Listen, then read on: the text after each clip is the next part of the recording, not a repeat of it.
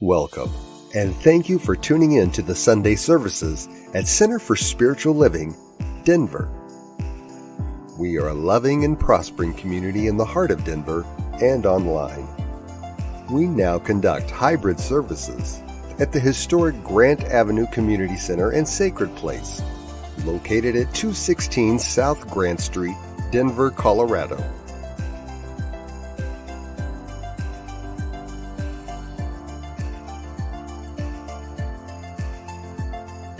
All are welcomed here. A place, space, and face of love. We are a spiritual community practicing universal principles that enrich our lives. We are grateful that you have blessed us with your presence. While online, we'd love to know you're watching with us. Feel free to leave a comment and let everyone appreciate you. With everything going on, life can feel overwhelming. CSL Denver wants you to know we are here for you. Please know that our practitioners are available for personal prayer work. Our licensed spiritual practitioners' names and phone numbers are available on our website at csldenver.org. Or if you have a prayer request, feel free to email it to info@csldenver.org. For your convenience, you'll find clickable links in the description of this broadcast. Rev Zia, along with all our guest speakers, practitioners, service coordinators, and musical inspirations, want you to know how truly grateful we are that you are with us today. Thank you for your continued support and participation in our services, workshops, and events, as well as providing financial contributions to our center. If you're interested in upcoming events and information, we send out weekly newsletters. Sign up by visiting www.csldenver.org. We deliver services in a hybrid format where we meet in person at 216 South Grant Street. We will also continue to live stream all services on Facebook and YouTube every Sunday. Find us on our respective channels as well as on New Thought Media Network.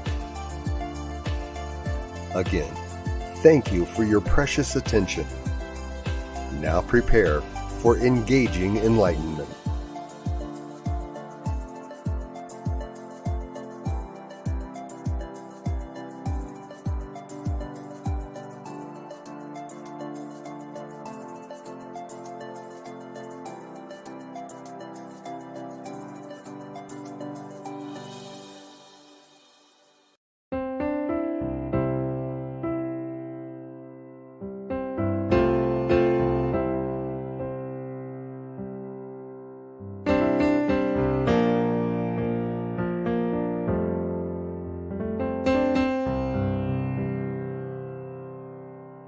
There is a garden where dreams come true,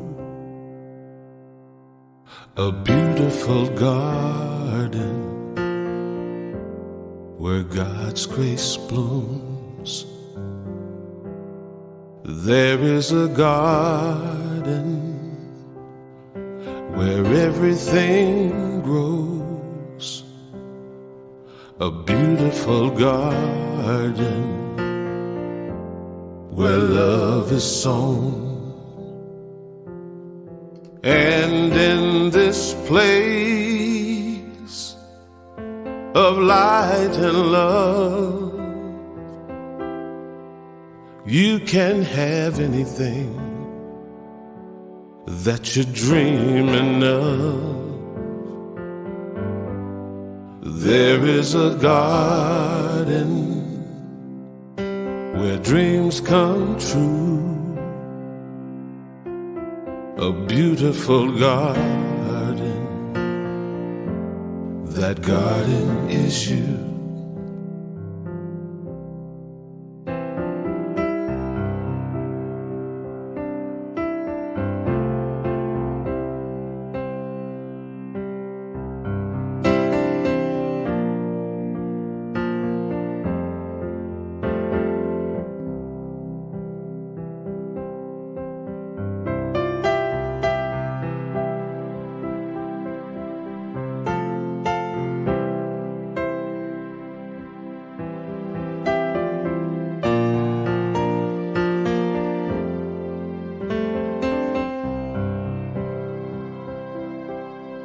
stand in this place of light and love. You can't have anything that you're dreaming of. There is a garden where dreams come true, a beautiful garden. That garden is you. Such a beautiful garden. That garden is you.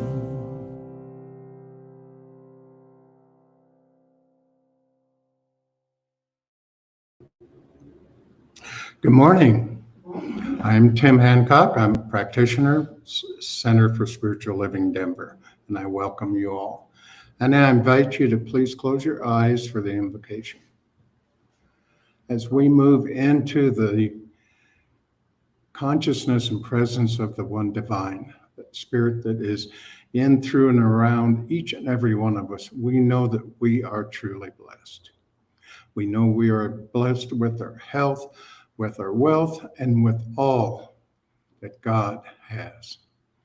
And as we move into today's service, we know it is blessed with the message of Reverend Rita, with my reading, with the music, with the technology, with all involved, and with everyone here who takes part. We especially want to keep in mind those on Maui who are going through a turmoil with the fires, knowing that the highest and the best outcome for them shall happen and is happening.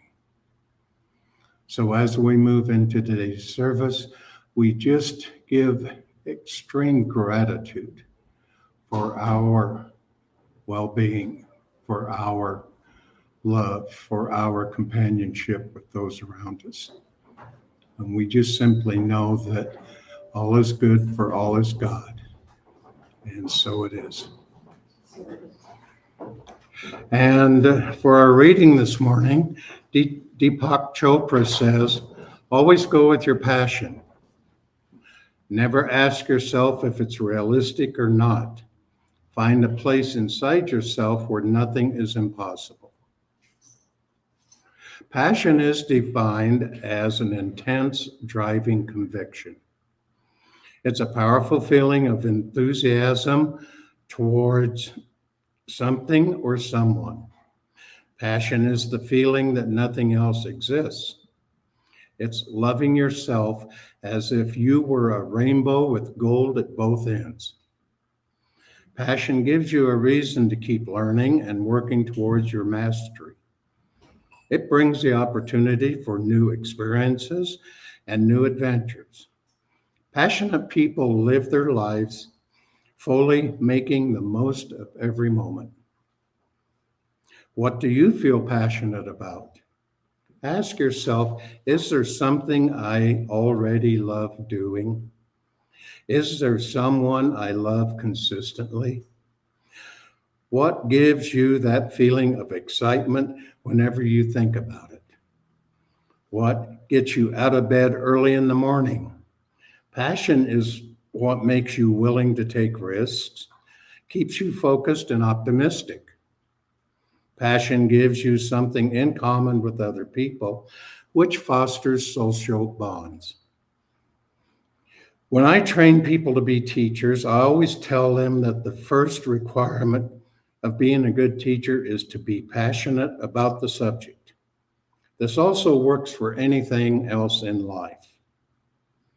Most people will only remember about 10% of what you say, but they will always remember how you made them feel.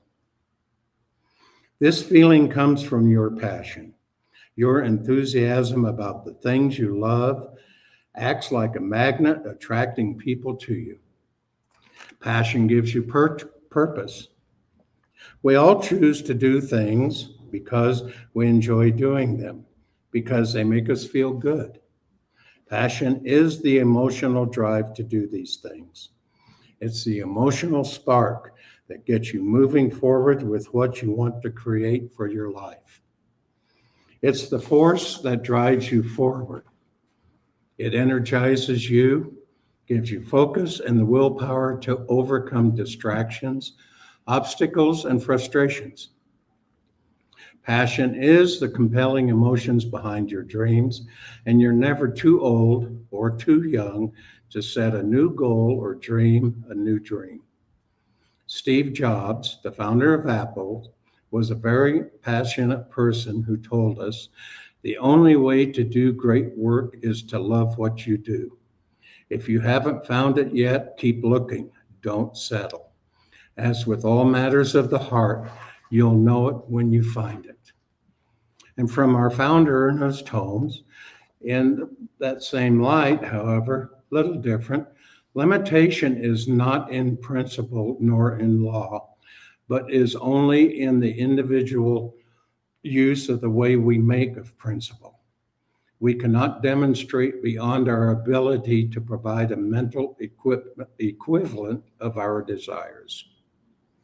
And now let's go ahead and move into the music. Walk by Faith by Melissa and Z.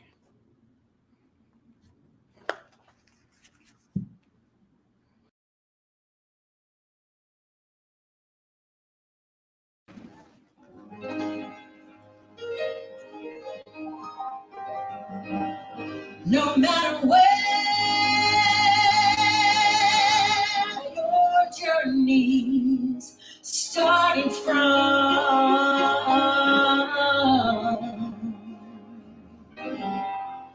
there is a voice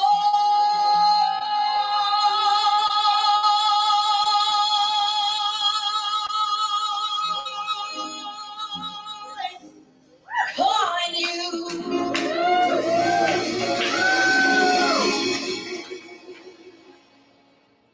Taking you home.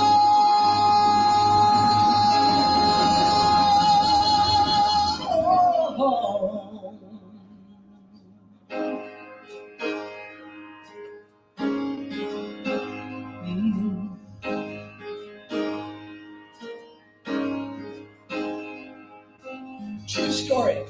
When Harriet Tubman first escaped from slavery, she heard a voice that said, "I want you to help free others." Do you know what Harriet Tubman said to that voice? She said, "No." She said, "Not me." She said, "I can't. I can't." But the voice wouldn't let up, wouldn't let her be. "I want you to help free others. I want you to help free others." Harriet Tubman, the woman who would be known as Moses, said yes. Yes. Walk by faith, not by sight. Moses walked in the middle of the night. Step by step, she followed a voice. She couldn't shut it off. She didn't have a choice. Told her when to move, told her when to wait. She was walking in its footsteps. She was walking in its grace. It wasn't just her people. Moses led through the night. It was anyone who's ever walked by faith and not by sight. You gotta walk by faith, not by sight. Listen every step of the way. Come on, into the night. Let that northern storm be your guiding light. True story. Harriet Tubman, with the help of the Union Army, once freed 750 slaves in one day. Can you imagine? 750 people. She liberated an entire plantation. The voice of spirit doesn't mess around. When you listen to that voice, you are never the same. When you listen to that voice, you are free. And it doesn't stop there. You take others with you. 750 are still alive today. They're your sisters and your brothers in struggle and in pain. They're your doubts and your fears when you say, "I can," but you can. And you will. When you walk by faith, not by sight. Moses walked in the middle of the night. Step by step, she followed a voice. She couldn't shut it off. She didn't have a choice. Told her when to move, told her when to wait. She was walking in the footsteps. She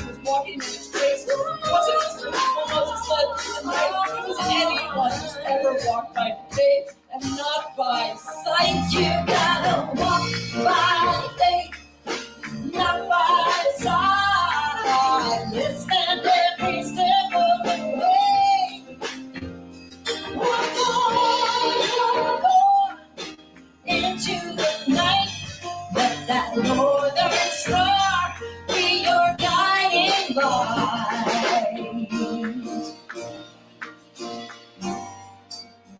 No matter where your journey started from, there is a voice calling you, taking you home. You gotta walk by faith, not by sight, not by sight. That's why every step of the way. You didn't have a choice. Walking into the night, walking in a place that no other snow. The way you're guiding, into the night. Let that northern star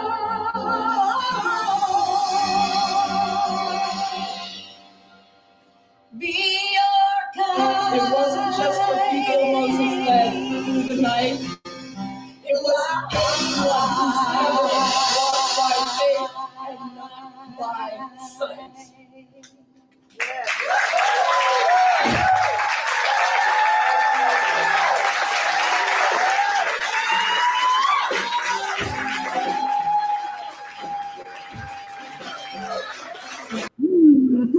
Got to get this centered right.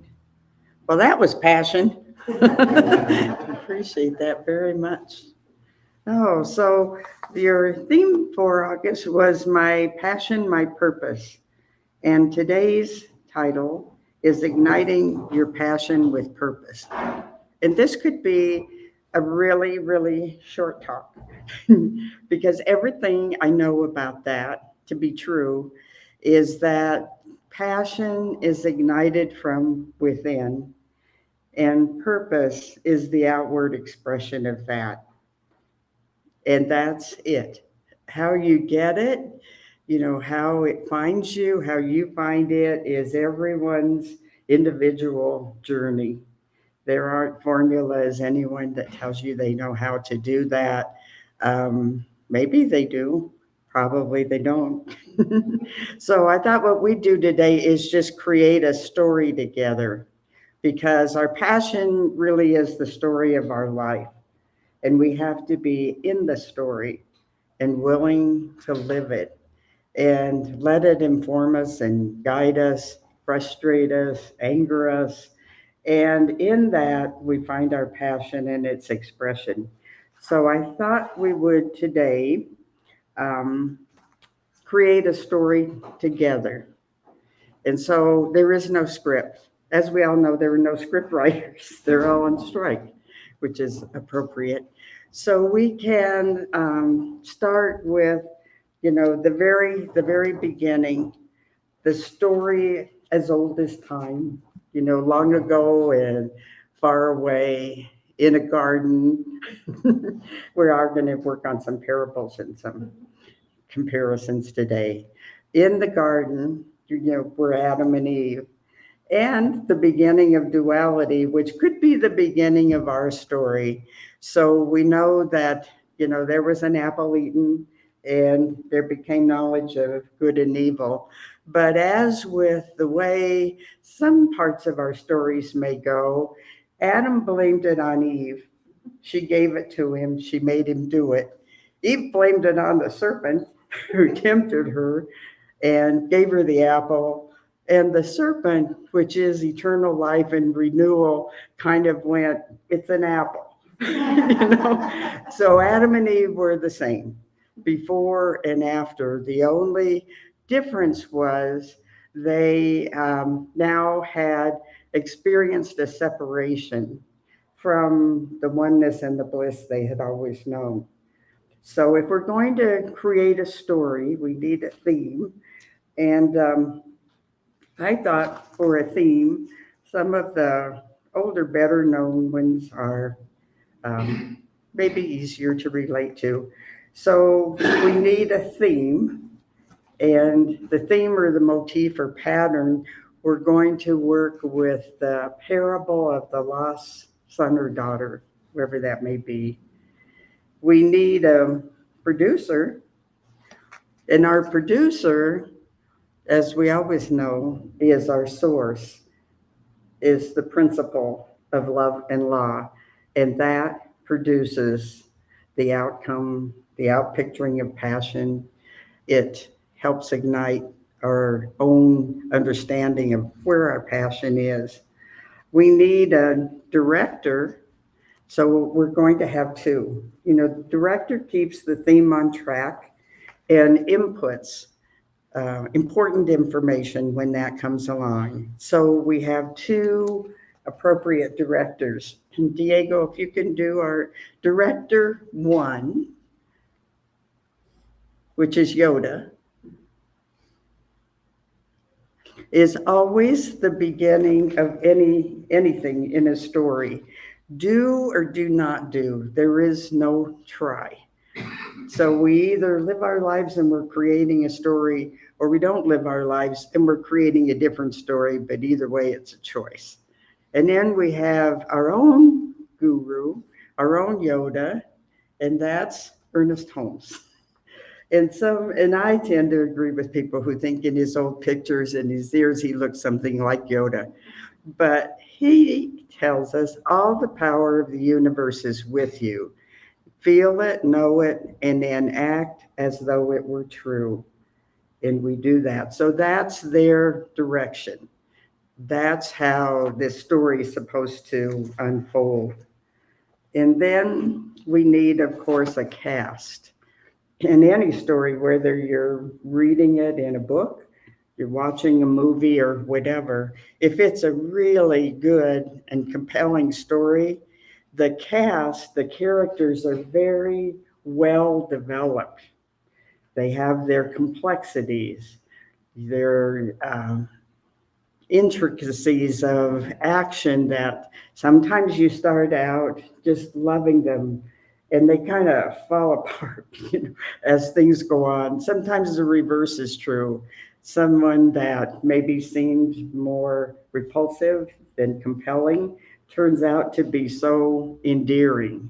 So the cast has to be relatable. We have to be able to relate to the cast, the characters in the story. And so, since this is all we have, we're going to be the cast. And in the way to relate, as our story unfolds, it touches that place within us where we may relate to that character in one way or another. Or we may not relate to that character at all. But just in our experience of being the cast, hearing that part, we're giving ourselves information that is connected to our passion. Some things we're passionate about one way or the other. Some things, we're like the snake. It's an apple. Doesn't matter. So we're going to be the cast as we go through it. And as we use the parable for our motif, it's helpful, I think, to define a few words that are used that may create some sort of response from your character or not. So the first one is the word prodigal. So what do you think of when you hear the word prodigal? Some people's mind go automatically to the prodigal son. Well, there are multiple definitions. And one thing I've learned in kind of checking these out, there is a big difference between Merriam-Webster and Wikipedia. You get entirely different things. And the Wikipedia definitions say that they tend to be more cultural, within a context, within a circumstance. So I love their definition, Wikipedia's, of the prodigal. So the prodigal, it describes, it's an adjective, could be used in a sentence, and this actually came from Google. Its dessert was crunchy with brown sugar and prodigal with whipped cream. Not the one we usually think of. The Webster definition is wasteful, extravagant, careless, and reckless with lavishness. So those are our two. So that's our idea of prodigal. But the synonyms are interesting. It can be wasteful or generous. It can be extravagant or stingy. It can be lavish and lush or careless. So we'll keep those in mind. The other interesting word we need to understand from this is sin. And sometimes when we're reading, especially things from scripture, any scripture, the word sin just, backs us off. So the word sin is different. And again, I like the Wikipedia. It says sin is again, used in a cultural context. In the broader context of cultures, it means an action, a thought that is harmful or alienating. And in the old Greek use, it's a term in marksmanship that means to sin is to miss the mark. And then, Webster has all these things about religious connotations, about, transgressions and all that. So I think I'm becoming more a fan of Wikipedia's definitions. So with those in mind, I'll read you the parable, and then we'll go back and kind of reconstruct it for our own use. Words from any scripture, it doesn't matter whether it's the Bible, whether it's the Hindu, the Gita, the Quran, they're all stories, back to the stories as old as time, because they all have a theme. And the theme is always the same. It's about living our life, experiencing our life, learning from our life, and celebrating our life. So they're just stories that may capture our imagination or reaction in some way. I don't ever think that they're literal. Maybe they are. Some people may. That's the right. Okay. So with the parable of the lost child, and am I getting out of the thing again? Out of the box? Okay. Jesus continued, there was a man who had two sons. The younger one said to his father, and father can be father, mother, creator, king, queen, it doesn't matter. Give me my share of the estate. So the property was divided between them.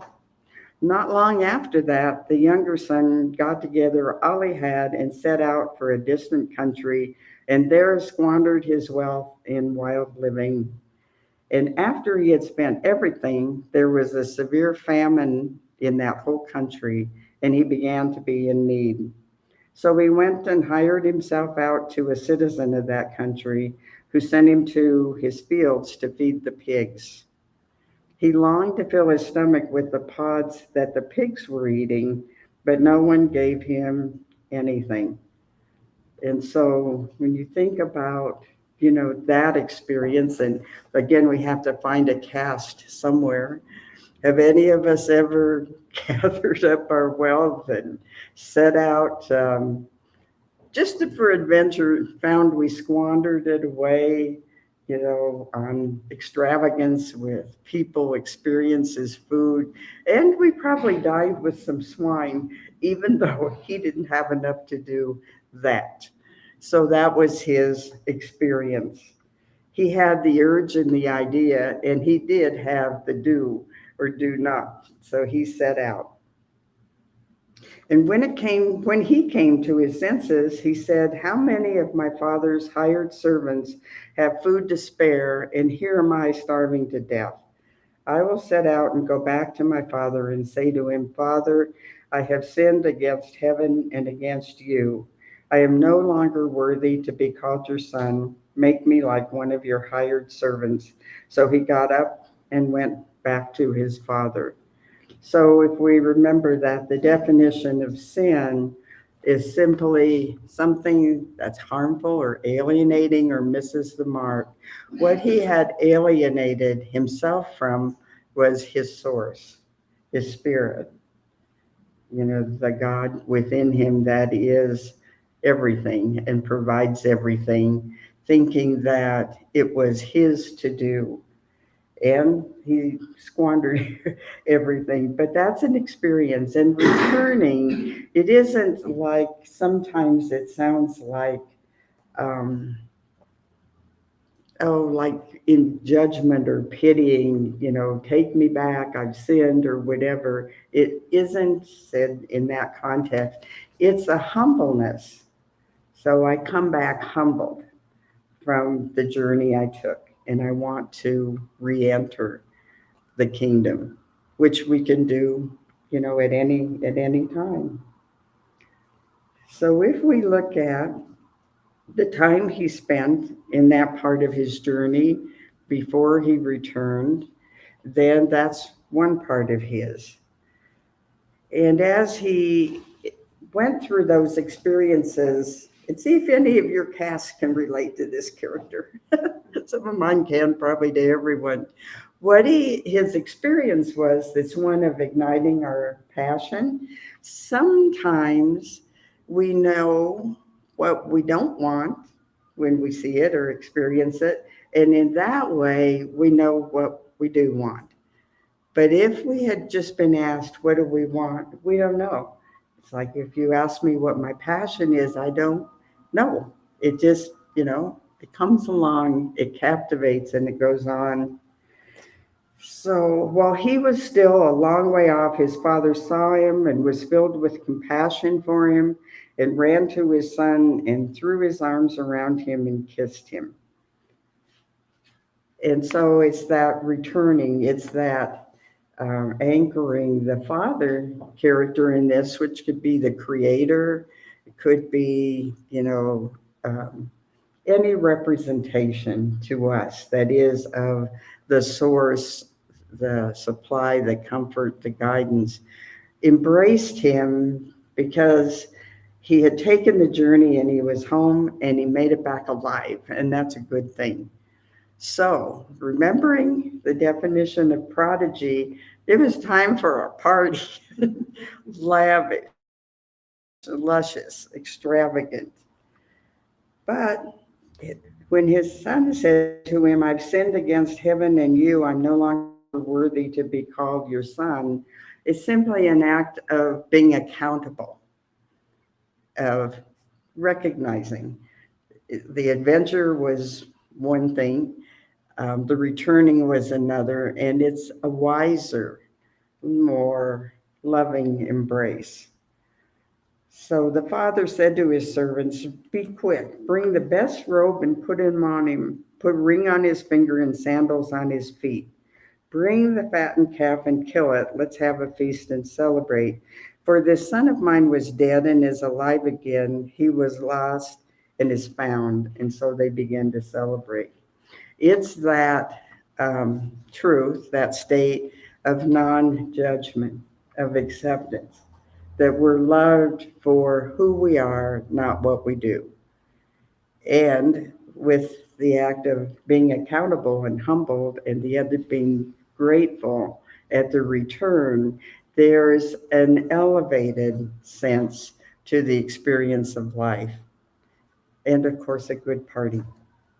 So he's completed the one part, and we'll see Yoda again later.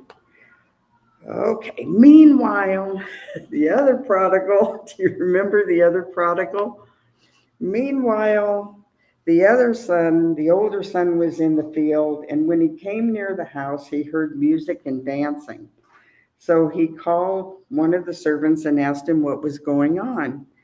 Your brother has come home, he replied, and your father has killed the fattened calf because he has him back safe and sound.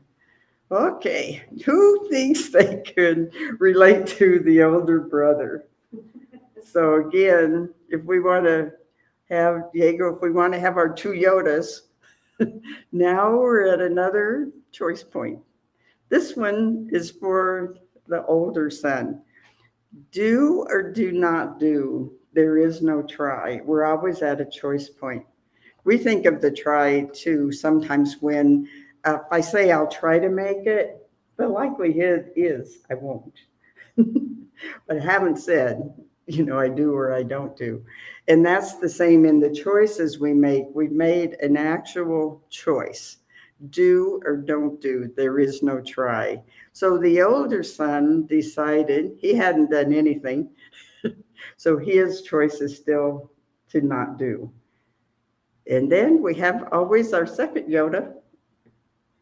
I like our second Yoda. Yeah. All the power of the universe is with you. Feel it, know it, and then act as though it were true.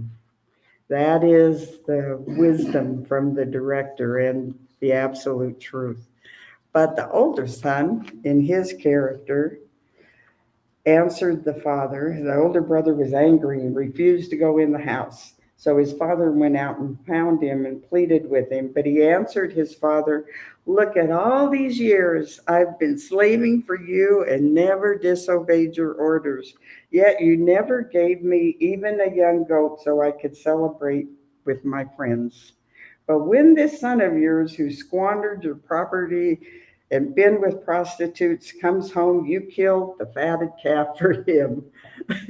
So is there anybody who could relate to that one in the cast? I was the good and dutiful one. I've always been here. I did what I'm supposed to. I took my wealth and I saved it. And this is the thanks I get. So that is a definite do or do not do decision. So what is the experience of that along our path toward creating our story and our passion? It's the experience of lack and limitation. It is the sin in the sense of it alienates me from my source, from my brother, and it is jealous of anything prodigal. Why should he get the robe and the ring and the calf? Because I don't have it. So, we have that one in the cast of characters. But maybe that older brother just didn't have the call to act yet. So being siblings, even though they're angry with each other, they're probably going to have some conversation. And the older brother may want to know all the juicy details of that trip, that journey, and may find in that an inspiration to make his own journey. Sometimes we need a little push, a little encouragement, a little example, because left to his own, he was just piling up wealth for no expression of purpose, because there wasn't a passion behind it. There was just a sense of, I'm doing what I'm supposed to, I'm good, and therefore I should be rewarded. And someone who's doing it a different way and getting rewarded is not doing it right. So there's that. But I would really guess that the older son sends out sometime. So the words from our producer, which again are the ultimate spirit, cause and source of life, says you are always through the Father, says you are always with me and everything I have is yours. But we had to celebrate and be glad because this brother of yours was alive, or is dead. He's alive again. He was lost. He was found, and we're back together again. So that source is always there.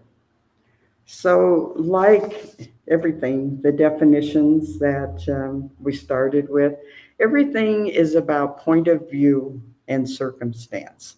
And all stories, our story, every one of us is every day living our story. Every story is our own experience of the hero's journey, which is the story as old as time. Every great story has that as its center.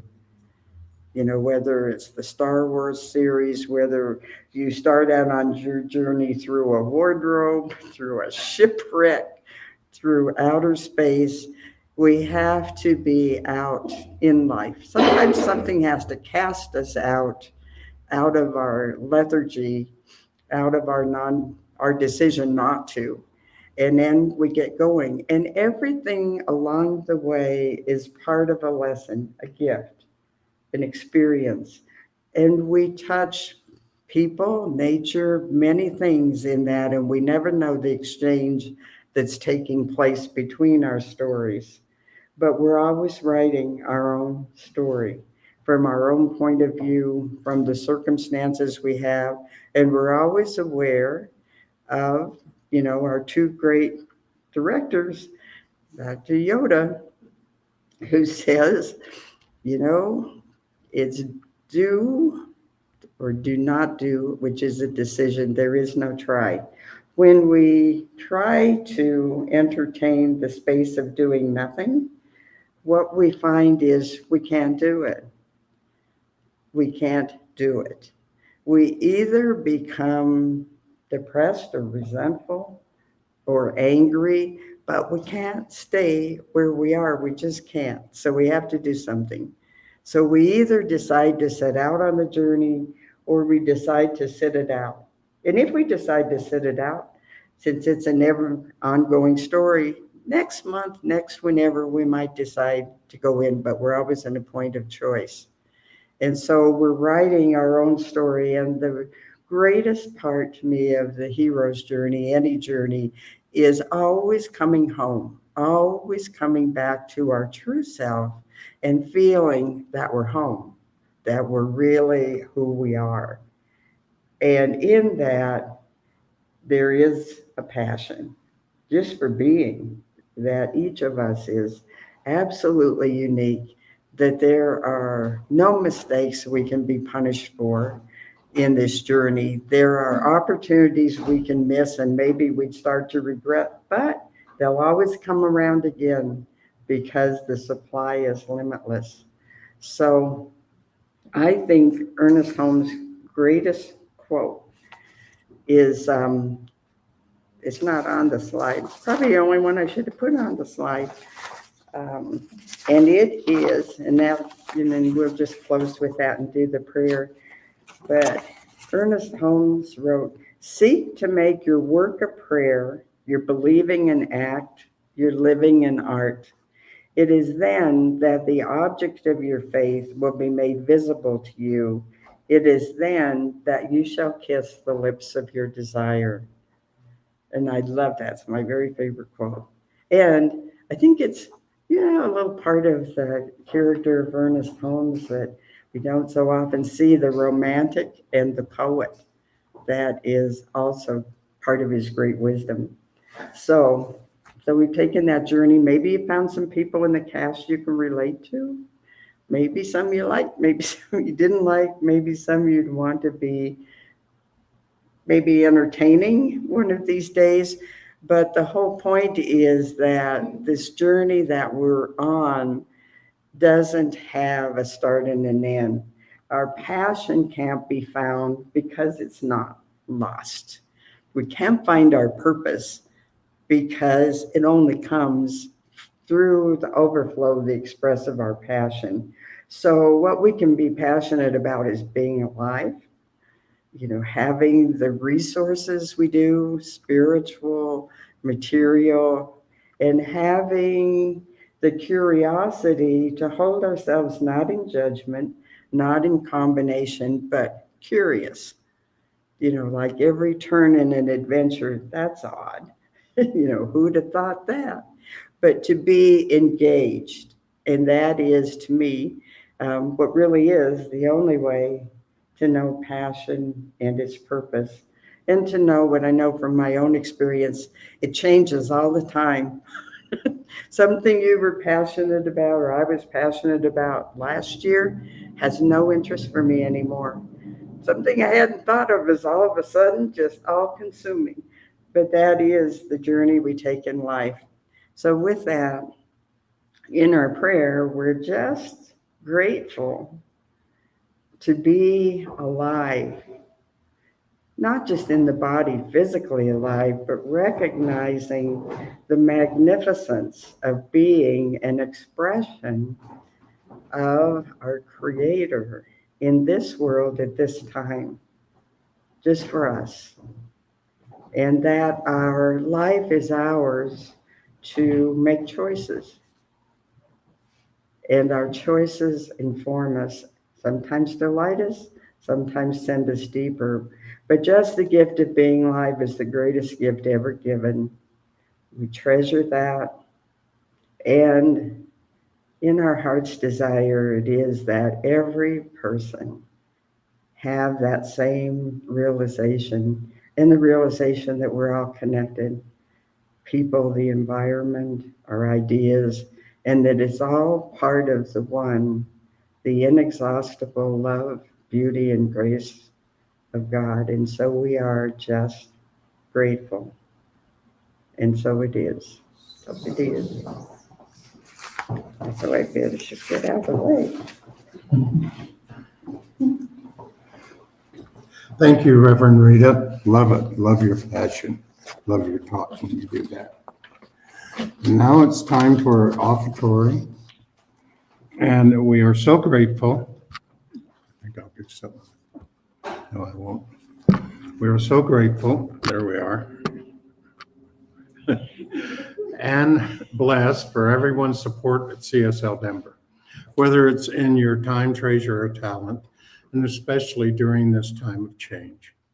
Whether this is your first time joining us or you're a returning community participant, we want to thank you for your continuing financial support of the important work that we are providing. Right now, there are several ways you can make your financial contribution to the Center for Spiritual Living Denver. The information is running along the bottom of your screen. Please note that we have a new text to give phone number if you're choosing to donate that way. And that number is 616-441-0689. Now, please join me putting your hand over your heart or holding your offertory over your heart as well with our usual affirmation. This perfect gift is spirit-informed, circulating and blessing all that it touches. Freely I give, and joyously I receive. And so it is. And now for the announcements. As we've been announcing, there is a new book titled Ernest Holmes at Asolmar, Lectures and Classes from the 1950s. That was compiled by Reverend Mark Gilbert for the Science of Mind Archives and the Library Foundation. You can go to the Center for Spiritual Living Denver Facebook page and click on the link provided to purchase either the paperback or the ebook.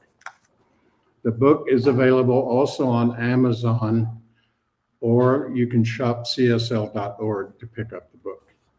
We do have older Science of Mind magazines over here on the table to my right, to your left, and you can just go ahead and pick them up.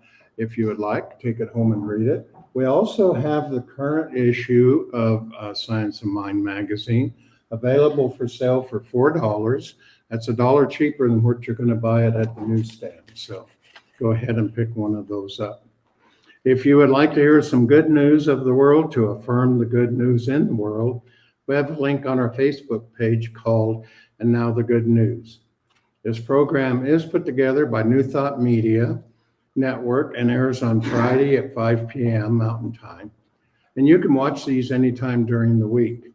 Just go to the Center for Spiritual Living Denver Facebook page and click on any post that says Now the Good News. New Thought Media has over 40 hours of weekly broadcasts, including prayer time at 8:15 a.m. and p.m. every day, wisdom of the mystics and finding the joy in the journey, along with New Thought Radio, just to name a few. They also have a prayer time in Spanish, as well as 40 Days to Love in both Spanish and English. We invite you to go to www.ntmedia.org and check out what they have. There's something for everyone. And we are so truly blessed by everyone who has chosen to support Center for Spiritual Living Denver by showing up on Sundays or watching our services online. We know that as we move through this year and all of the experiences that it holds, we are truly guided and loved by the divine, and each and every one of us is. So thanks for joining us. Now let's close out with Chris Chickering singing a prayer for who we really are. And then please join us. We have fellowship afterwards with coffee, tea, and snacks.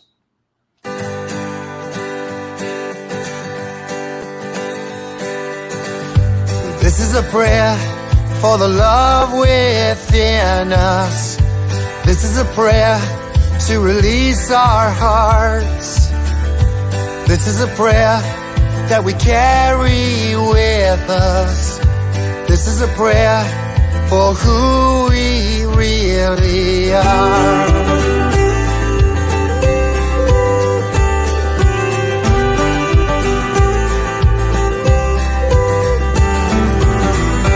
We are light, we are sunshine, we are what we believe. We are hope, we are promise of everything that's yet to be. We are bliss, we are laughter, we are flowers in the spring. We are life, ever flowing, and these are the words that we will sing. This is a prayer for the love within us. This is a prayer to release our hearts. This is a prayer that we carry with us. This is a prayer for who we really are.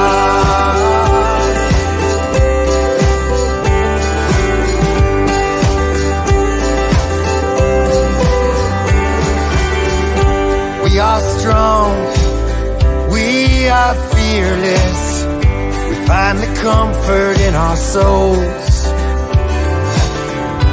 We are real, we are open to the destiny that's ours to hold.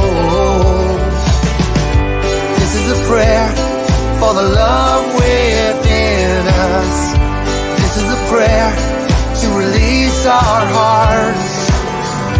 This is a prayer that we carry with us. This is a prayer for who we really are.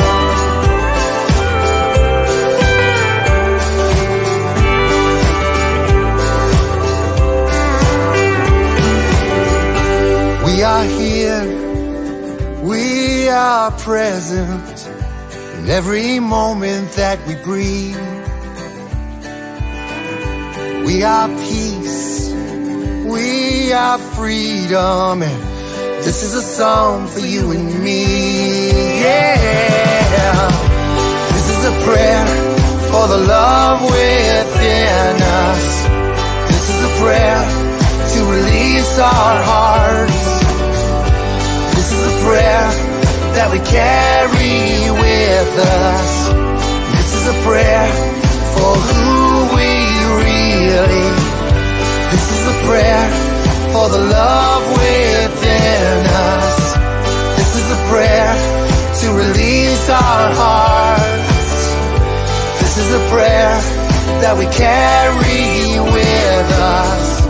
This is a prayer for who